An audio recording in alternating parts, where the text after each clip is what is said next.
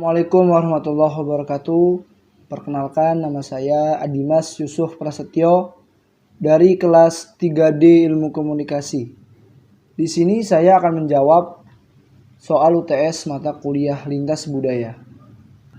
Yang pertama, apa yang Anda pahami tentang budaya dan bagaimana kaitannya dengan komunikasi? Jelaskan dan berikan contohnya. Budaya merupakan kebiasaan hidup suatu masyarakat di suatu daerah yang diturunkan secara turun-temurun dan biasanya dilakukan secara terus-menerus. Budaya dan komunikasi selalu berkaitan satu sama lain.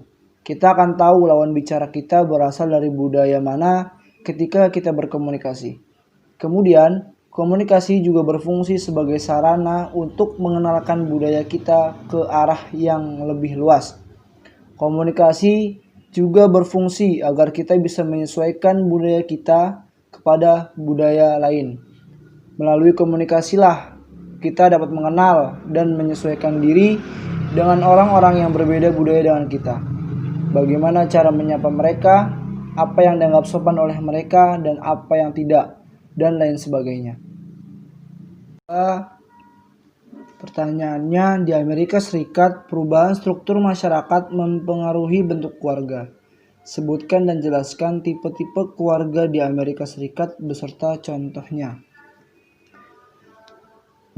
Tipe atau bentuk keluarga di Amerika Serikat yang pertama adalah keluarga inti. Keluarga inti adalah keluarga yang terdiri dari ibu, ayah, dan anak. Contohnya, seorang ibu, ayah, dan anak tinggal bersama dalam satu rumah. Yang kedua, orang tua tunggal atau biasa disebut single parent.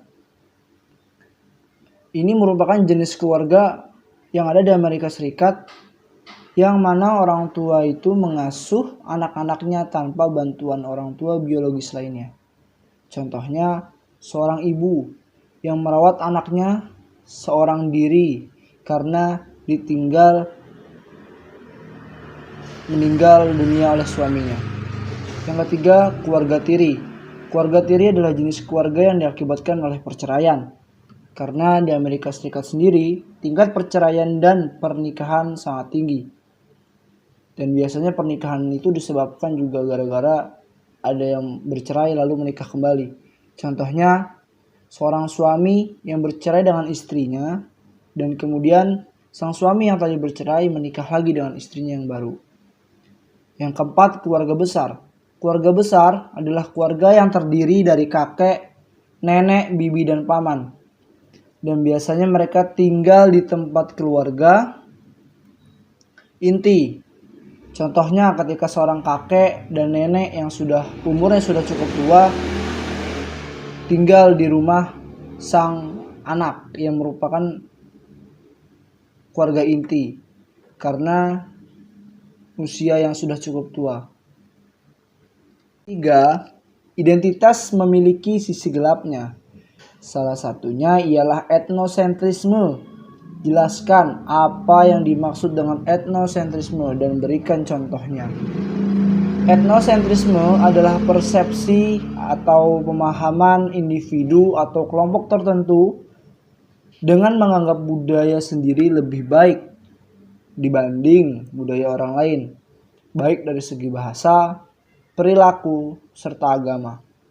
Contoh etnosentrisme yang terjadi di Indonesia diantaranya pandangan sebagian masyarakat Indonesia terhadap keturunan ras Tionghoa yang sampai saat ini masih dipandang sebelah mata dalam segala lini kehidupan masyarakat. Yang kedua, melakukan bullying terhadap warga Papua yang karena hanya kulitnya yang berwarna hitam dan memiliki rambut keriting. Yang ketiga, tragedi Sampit. Tragedi yang terjadi antara suku Madura dan Dayak, di mana terdapat kecemburuan ekonomi antara Madura sebagai pendatang dan Dayak sebagai penduduk asli. 4. Sebutkan dan jelaskan dimensi nilai budaya menurut Hofstede beserta contohnya.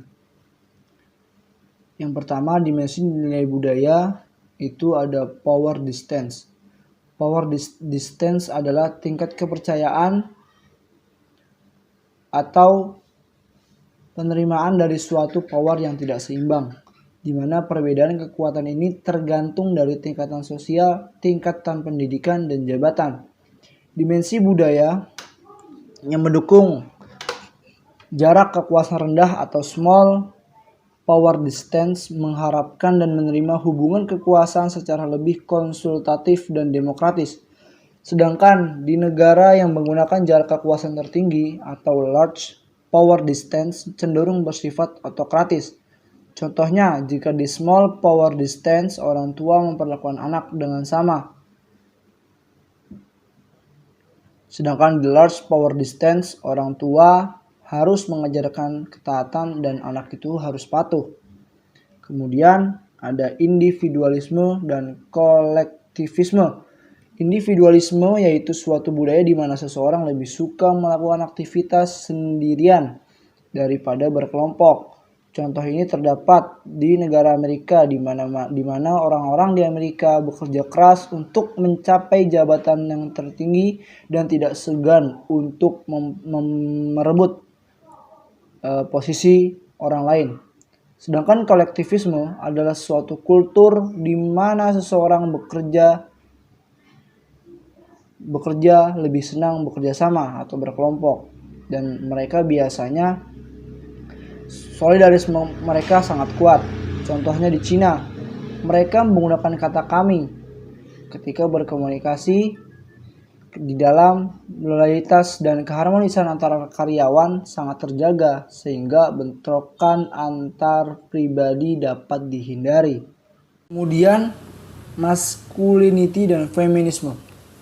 Kebudayaan maskulin menghargai nilai prestasi, kerja, dan ketegasan, sehingga budaya ini menganggap bahwa budaya ini lebih sesuai dengan karakter laki-laki yang tegas, lebih berambisi dan berani bersaing. Contohnya adalah laki-laki itu harus tegas, harus berani bekerja untuk keluarga. Sedangkan kebudayaan feminim memiliki nilai penurut dan biasanya ini mendukung kehidupan sosial di mana lebih menghargai sesama dan simpati kepada orang yang berkekurangan. Dan biasanya ini lebih cocok jika diaplikasikan ke perempuan. Contohnya seorang ibu yang merawat anaknya dengan penuh kasih sayang kepada anaknya. Selanjutnya ada uncertainty avoidance, adalah dimensi budaya yang berkaitan dengan ketidakpastian. Pengertian dari uncertainty avoidance adalah sejauh mana anggota budaya merasa terancam atau merasa tidak nyaman oleh situasi yang ambigu atau tidak jelas. Indonesia sendiri masuk ke dalam uncertainty dengan kategori tinggi, di mana tingkat kecemasan terhadap ketidakpastian itu tinggi. Seperti contoh, dahulu BBM naik, pemerintah mengusulkan kepada DPR agar harga BBM itu bisa turun, tetapi DPR itu menolak. Nah, ketidakpastian tersebut menimbulkan gejolak di tengah-tengah masyarakat yang memang senang dengan kepastian. Yang selanjutnya ada otoritas jangka panjang dan otoritas jangka pendek. Masyarakat yang biasa menggunakan otoritas jangka panjang biasanya lebih mementingkan masa depan. Contohnya ketika ada seseorang remaja yang baru lulus SMK atau lulus SMA, ia ingin melanjutkan ke perguruan yang lebih tinggi. Maka dari itu dia belajar dengan giat agar ia bisa masuk ke perguruan yang ia inginkan. Sedangkan otoritas jangka pendek, biasanya masyarakat lebih memilih jalan pintas dan memandang persoalan itu secara parsial. Contohnya kalau tadi kan dia belajar untuk mendapatkan universitas yang dia inginkan. Kalau otoritas dan jangka pendek, remaja yang lulus sekolah ini dia tidak ingin ada niat untuk melanjutkan kuliah. Dia lebih memilih untuk melanjutkan kerja atau menganggur. Kelima, dalam suatu interaksi komunikasi, Seringkali komunikator dan komunikan mengalami perbedaan persepsi. Menurut Anda, bagaimana mengatasi perbedaan persepsi yang terjadi antara komunikator dan komunikan? Jelaskan beserta contoh. Menurut saya, cara mengatasi perbedaan persepsi antara komunikator dan komunikan pada saat mereka berkomunikasi dengan cara memberi jeda waktu ketika sedang berkomunikasi. Contohnya, ketika komunikator sedang menyampaikan suatu pesan, alangkah baiknya sang komunikator ini memberi jeda untuk memberikan waktu komunikan untuk bertanya atau menyampaikan pendapat atau memberikan respon terhadap apa yang disampaikan oleh komunikator.